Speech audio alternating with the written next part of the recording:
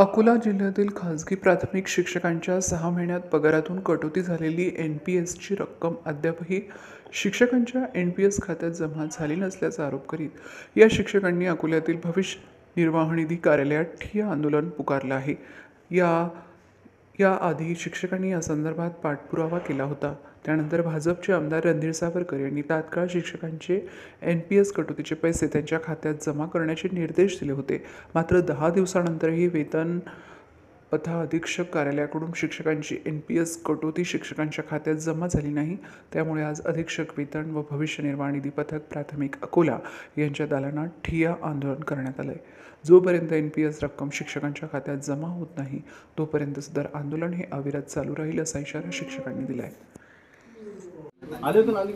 आपण होतो ना मग 10 दिवस त्या प्रक्रियेला का लागले? त्या टेक्निकल आपण बोललो की त्या दिवशी पवन जोशी नोव्हेंबर 23 आणि ऑगस्ट 23 दोन होते की नाही। नोव्हेंबर 23 एक झालंय पूर्ण। ऑगस्ट 23 च्या वरती 3 चलन जनरल रिट्रीव झाला, त्याला रिट्रीव करा कॅन्सल करा ते चालू आहे। याला दोषी कोण? आपलं कार्यालय की पवन जोशी? माननीय आमदार मोदयांचे आम्हाला निर्देश आहेत की आपण भेटी घ्या।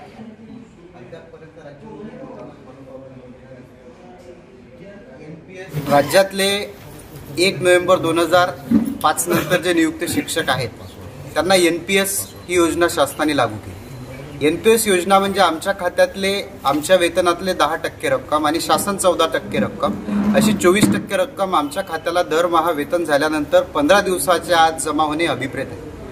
ऑगस्ट 2023, जुलै 2024, सप्टेंबर 2024 ते डिसेंबर 2024 जवळजवळ 5 ते 6 महिन्यांचे पैसे अद्यापपर्यंत आमच्या खात्यामध्ये जमा झालेले आहेत। या संदर्भामध्ये वेतन पथक अधीक्षक यांना निवेदन दिलेले होते, शिक्षणाधिकाऱ्यांना निवेदन दिले होते। 10 दिवसापूर्वी भारतीय जनता पक्षाचे विधानसभेचे प्रतोद रणधीर सावरकर साहेब स्वतः या कार्यालयात आले होते। 10 दिवसामध्ये तरी किमान ही बाब होणं गरजेची होती। मात्र आज तारखेपर्यंत सुद्धा आमच्या खात्यामध्ये ही कटोती जमा झालेली नाही। म्हणून शेवटी भारतीय जनता पक्ष पदवीधर सेल आणि महाराष्ट्र राज्य खाजगी शिक्षक संघटना यांच्या विद्यमानाने या ठिकाणी आम्ही ठिय्या आंदोलन माननीय अधीक्षक वेतन पथक यांच्या कार्यालयामध्ये देतो आणि आमची त्यांना मागणी आहे, आम्हाला त्यांनी लेखी द्यावं की किती दिवसापर्यंत ते आता हे काम करणार आहेत, अन्यथा आम्ही इथून उठणार नाही। या संदर्भामध्ये नुकतंच आमचं राज्यमंत्री शिक्षण राज्यमंत्री माननीय नामदार पंकजी भोयर साहेब यांच्याशी बोलणं झालेलं आहे। अमरावती विभागाच्या शिक्षण उपसंचालिका डॉक्टर टाके मॅडमशी बोलणं झालेलं आहे।